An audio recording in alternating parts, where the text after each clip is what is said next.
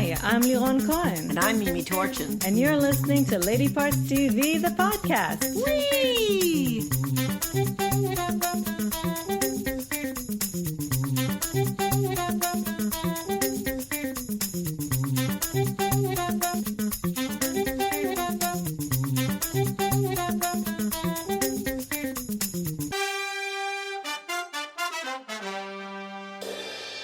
Hello, everybody. Hi. Welcome to another podcast from Lady Parts TV. Happy to have you here. And we're going to dive right in. And because I want to tell you about our sets, because they're actually kind of fun. We never had that before. We tallied 10 primetime shows, out of which written or co-written by women, 5, which is 50%, directed by women, 5, which is 50%. Hey, I like that. Interesting. I like it too. You didn't write that on my little No, I notes wanted here. to surprise you. Oh. It's the little things, right? Yes. Well, you did surprise me. And before we tell you about new things, I just want to revisit Promising Young Woman. We had a great response last week for our Blu-ray giveaway. People jumped at it. I was so happy. And we just want to urge you to check it out because there's a lot of bonus features there, including a commentary from Emerald Fennell. Did you tell them what it was? Promising Young Woman, yeah. There's a Blu-ray, there's DVD, and of course it's streaming, but if you want to get the bonus features, then buy the DVD or the Blu-ray This is a good one to have. And I'm so excited that it's now nominated for 5 Academy Awards. I know, I don't really, I say I don't pay attention to awards anymore, but for some reason they still matter. They still matter. And I really want Carey Mulligan, who has done so many wonderful films, great performances, to finally be recognized. And I wouldn't mind Emerald Fennell. No, I wouldn't mind it one bit. I'd be thrilled. Yes. So check out Promising. If you haven't watched the movie yet, watch it no matter how you watch it. Promising Young Woman it's amazing. An excellent movie. And do check out the Blu-ray and the DVD for the bonus features. And thank you for participating, everyone who sent a message last week for the giveaway. So just getting that out of the way. And now we'll review. Now, I have to tell you, we'll review 2 movies now, one documentary and one regular narrative, that are not necessarily female-centric. Nope. But sometimes we just want to tell you about cool things that you should check out. So the first one is... Okay, it's a movie you very well might just pass you by. Let's just say, I don't want to do that. But that's exactly what you might say. Exactly, to the letter. Anyway, it's a movie called The Vault, and it's in select theaters. And don't go to the theaters, people. No. It's on digital and on demand, March 26th. So it's already available. Did I say it was called The Vault? Let's say that again. It's called The Vault. And it's a caper film. It's a really, really very excellent caper film. I haven't seen a good one for a long, long time. I was just thinking about Ocean's 8, which wasn't actually that good of a caper but film. It was fun. I love the women, but in terms of the heist, it wasn't as exciting. Right, but it was fun because of the women. It was fast enough, it was interesting enough, and I then we found had the pacing to be very problematic in that movie. Cast really well. Yeah. I just liked it. I gave myself over to it. But this, we didn't have to do anything but sit back, watch, and enjoy. I'm going to try to do the director's name. It's Jaume, but his last name is Balagueró. Mm-hmm. The movie was written by many, many people. Obviously, it was a very big thing to pull off, so they needed a lot of people. Yes, so and there's a lot of things you have to know to be able to, a lot of scientific things you have to know and understand to be able to have done this. So we're not going to tell you all the names because it's too many and they're too hard to pronounce, but I salute them all because it was quite the thing to pull off. It really, really was. It was just fun from beginning to end. And smart. And highly intelligent and fascinating. It was fascinating from the very beginning, which starts off with a dive into a very old shipwreck. I always love that, looking for a treasure. Anyway, It stars the adorable Freddie Highmore, and it just takes you a few minutes to stop seeing him as Sean. Just a few minutes, but he's still kind of Sean. There's a lot of Sean and Freddie, but this guy is very, very bright. He uses his own British accent, which is always a surprise to me because he plays so many American roles. Astrid Bergès Frisbee, and I just wonder if she made that name up. But anyway, she's wonderful. And Sam Riley, Liam Cunningham, Game of Thrones, and many, many, many other things. And Famke Janssen, who is barely there. Barely there. Yeah, we were very excited. This is actually Famke. This is actually the reason I wanted to see this film, because I know how many of you love her, and I thought, oh, great, a movie starring Famke Janssen that I can recommend. Don't watch it for her. Don't watch it for her. No. Wait for the next X-Men. I know they're supposed to be all over, but anyway. So Freddie Highmore plays an engineer, and he has lured into this plot to break into the Bank of Spain. The treasure is seized by the Spanish government because it's found in Spanish waters, and they want their treasure back.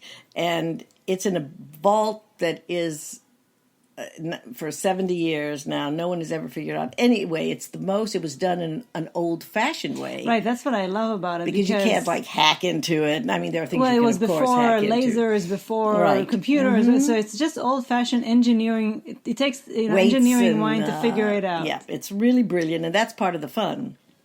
Yes, they do use a computer guy who does figure things out, but mostly it's very heavily physics oriented, but they make it very fascinating and very palatable for people who don't like physics, who don't like or understand physics. It's it's pretty easy to understand, and it's very exciting. Very, very, of course, towards the end, especially they're doing it on the day where Spain is playing, I think for the first time ever, in the finals of the World Cup. I don't know if it's the first time ever, but yes. Against the Netherlands. And they have decided, surprisingly enough, to put the screen, the bank is on some kind of a huge plaza, and they put the screen right in front of the bank. So it's a really good distraction. A very good distraction. Millions of people in red and yellow jerseys are out watching the game, and they know that they have the time of the game to pull this off. It's suspenseful from beginning to end in a very fun way. I really, really enjoyed it much more than I thought I would. It's a great genre film. We were totally engrossed by it and cheering and no. I said, oh no, they won't let them die. Oh yeah, I really enjoy heist movies when they're done well. Yes, absolutely. Anyway, The Vault, watch it. Okay, now to a documentary that's available to stream globally March 28th, so it's already out there, directed by Evgeny Afinivsky, and it's called Francesco. And I wanted to see it not because it has anything to do really with women, except it does, with women and with LGBT people and with pretty much every part of life, humanity, death, the world. It's all about our new Pope, and I say our new Pope even though I'm not Catholic. I always say he's my Pope. I don't think that's the thing, and I think that this movie really shows it, that he's not really just a person who is the leader of Catholicism. I think he is a leader for everybody. He's a leader of the people. He is. He truly is, as I feel about it, a true Christian who cares about everybody, who wants to lift everybody up. He cares about the world, about the ecology, about women, about the LGBTQ community, about migration, about refugees, about Muslims, about victims of injustice and genocide, no matter who they are and why they were.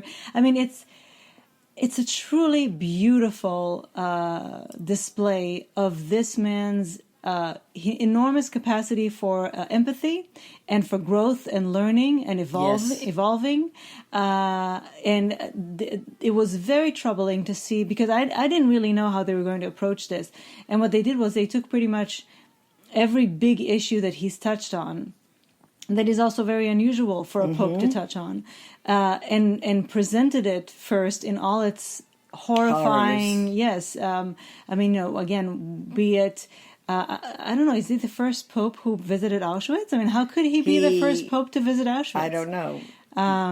But he met with survivors of Auschwitz. He met with survivors of various genocides. Mostly and when we say Muslims. Various genocides, doesn't that just make you want to horrible. Scream? Yes, it's horrible. Mostly Muslims. He's met with people who were survivors of sexual abuse in the church.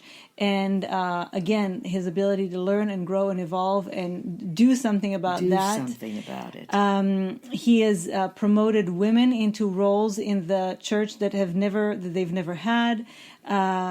His deep caring for climate change and what we do to this planet. It's an extremely profound thing that he feels. His empathy with what's happening to the planet is something I think deep inside of him that he wants to be able to affect. And his love for people, his true desire to to reach more justice, more love, more equality.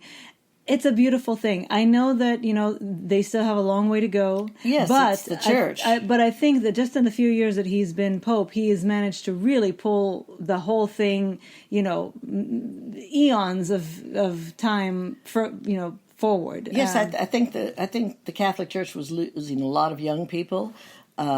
People were leaving it, and I think that he made it relevant again in a very big way. He made it relevant to me, and what do I have with it? Exactly. And I mean, I personally think that he will be made a saint. I really do. It won't be in my lifetime, probably, but I think that if ever there was a pope that should be made a saint, it would be Pope Francis, because he is just a saint. He is a saintly man, and he's I think inspiring to everyone. Very human. He's inspiring to everyone, to especially people who follow religion and tend to maybe see it as a way to judge other people from other groups or people that their religion puts down. This is the true way to be a spiritual person. It's beautiful, and I hope it inspires a lot of people. And it will kind of devastate you to see really how the world in all its worst, in all its horrors, in many ways. And so, and that's another thing. He takes on so much suffering. You see him wherever he goes. He stops and he breathes in. He becomes one with who he is, with the horrors of the place, with the catastrophe, and he really takes the time to absorb it all. And I'm sure it's not easy. No, I wouldn't be surprised if he were an empath. I mean, a true empath. Yeah. That's how deeply he's touched. Anyway, I love him. I love him more than I even thought I could love him, because I already, for a pope, loved him as though he were my spiritual leader almost. Now, I know that there are a few things he's had, very, very radical things that he kind of walked back. I'm sure they made him walk back. I'm still amazed that they elected him and that they haven't figured out a way to impeach him or whatever it is you do when you take someone's pope. But still, I feel away. that he keeps moving the ball forward, and I'm sure that he will keep doing it in many ways. Lives. Francesco is the documentary that's available to stream now, and we highly recommend you watch it. Yes. And now on a completely different note. Yes. Oh, and I was going to say, speaking about this one, because this one is female-oriented, totally. I'm sure that if it were up to him, he'd let women be priests. Yeah. But it's not up to him. This is a documentary. It's called Hysterical. And it's Friday, April 2nd. Well, yes, it premiered yesterday on FX, but it's now available on Hulu. Yes, FX on Hulu, as they say. All right.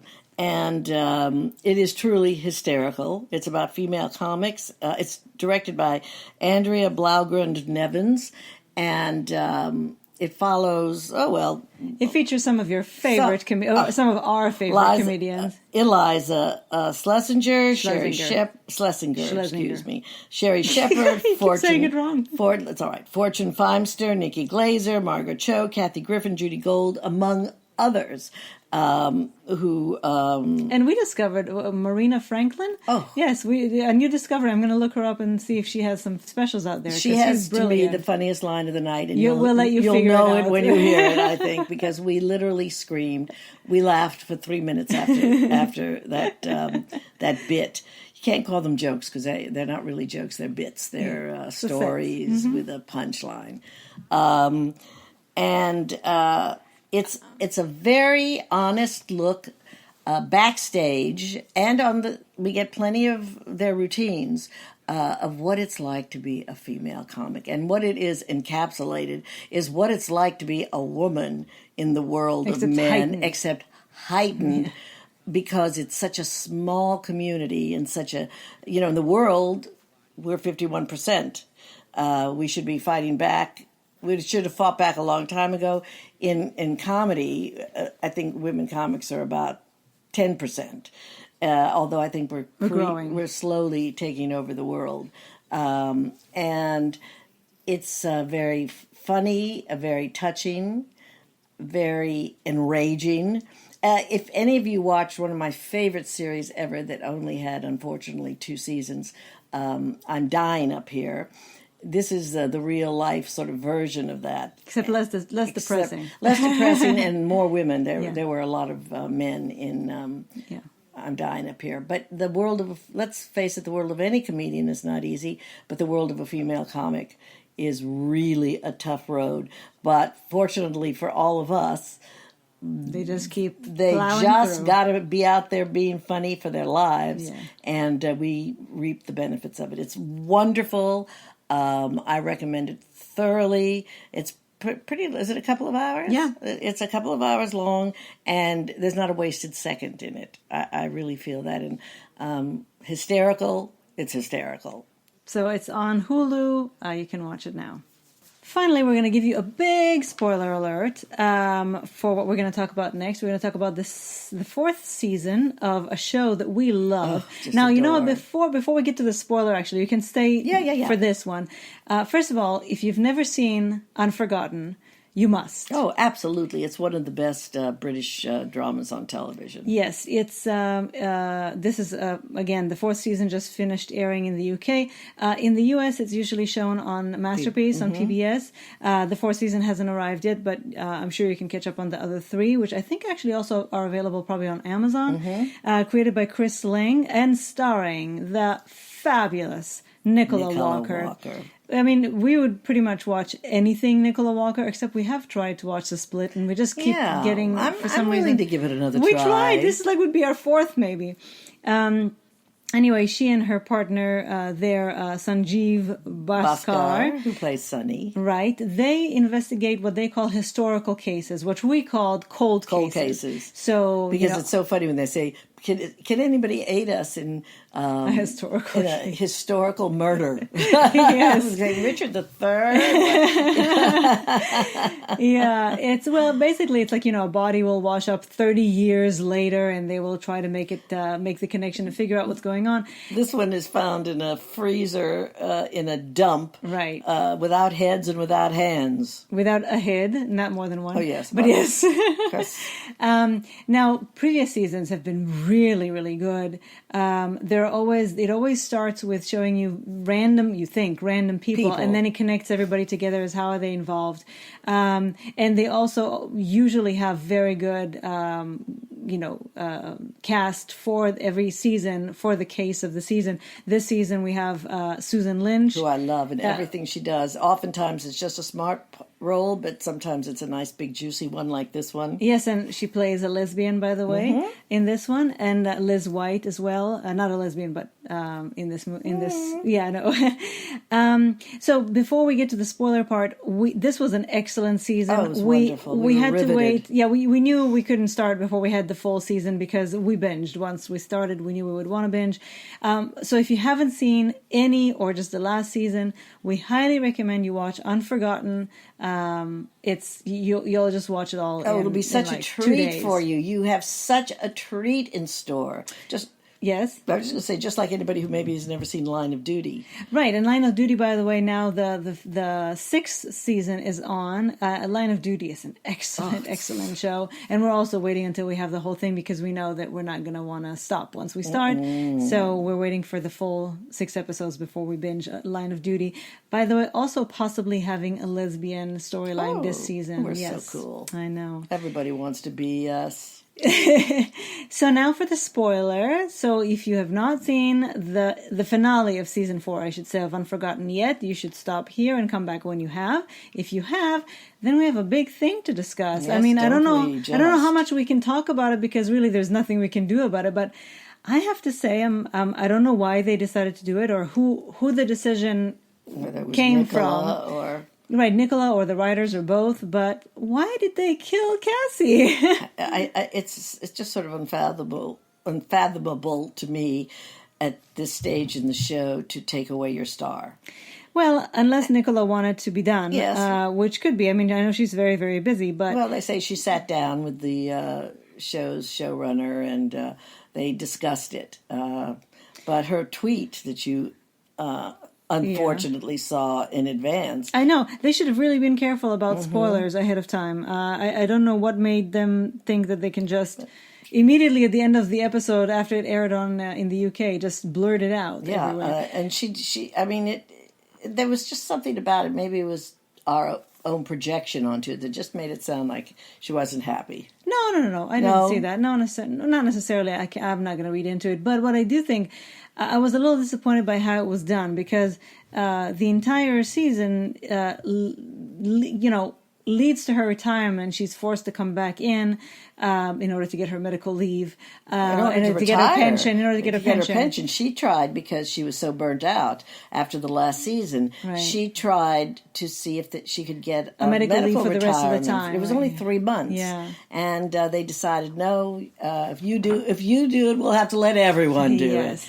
And that old. So she had to come back excuse. to work for 3 months. Now I just feel that the end, for her to just be killed by a random nobody was an anticlimax to me. Now Mimi said, well, she was distracted because of her work and stuff. Well, I didn't feel that. In that case, well, the father definitely, but if ultimately it is her job that caused her death, then I would have wanted to see more throughout the season how distraught she was. Once she comes back in, you don't really see that. She's in the groove. She goes back to doing the best thing. I think we do see it. We see it a little bit, but not really to the point where I would think that it made her feel so distracted that somebody would, hit her. You definitely see her whole personality was off, and she has a new boyfriend in this. That I don't remember him. And I think he was. And the son says to him, "Don't when mom is out of the job and everything, you'll see the old mom again. She isn't." You'll just see the woman that everybody loves so much, because she was short-tempered and... I didn't feel that. I didn't feel that. I mean, Nicola always especially with her father. Nicola always plays somebody... Someone who's cranky. Well, cranky, awkward, a little snippy sometimes. I mean, that's what she does. Antisocial. Yeah, she does that very well. So I didn't feel actually that this was much different from her usual her thing. Stock in trade. I mean, even if you think about our Jillian. Jillian, yes, she's definitely a kind of a fringe personality. So I was a little disappointed. Of course, I was shocked because I didn't want her to be gone, and I thought to myself, well, how? Then I saw that they were going to have a 5th season, that they decided to continue with the show even without her. So all I can say is they better bring such a fabulous star to replace her. Yes, because it's big shoes to fill. Very, very, very, and we won't accept just anyone. I'm willing to give anyone a chance, because there've been a lot of actors that you discovered along the way that we watched for a show that seemed interesting and we fell in love with. But it has to be somebody very charismatic, because nobody else on that show can carry it like Nicola did. They have to have great chemistry with Sonny. Right. Because their sort of love affair it's kind of like is very central. Their it's a work marriage. Marriage, right, is very, very important. And he's going to be broken, so somebody will have to... And he's going to be... I think he's good. There might even be something. I know.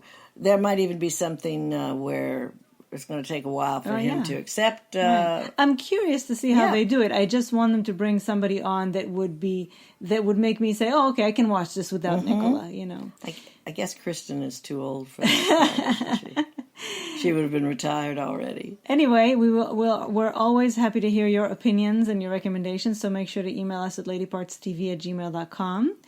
And that's it. You've got your list of recommendations for the week. Go ahead and prosper. Go forth and watch. Have a good week. Stay safe. Get your vaccine. And we'll talk to you very soon again. Masks. Bye. Bye.